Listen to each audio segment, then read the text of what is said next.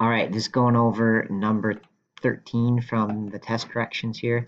And we have to find local min or max. So basically this point here is the local max to the area. So basically we have to approximate the coordinates, and that's about -4 roughly and about 2.5. So I'm going to look for one that's about -4 and 2.5. Let's see.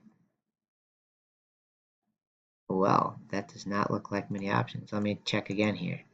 So maybe -1, 2, 3. Oh, maybe it's -3. Sorry. It's about -3 and 2.5.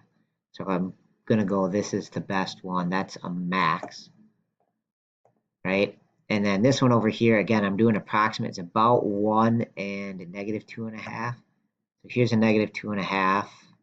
There's no other -2.5. So 0.8, -2.5, that looks to be the best option for our local min, right? Compared to the surrounding points, it's the minimum.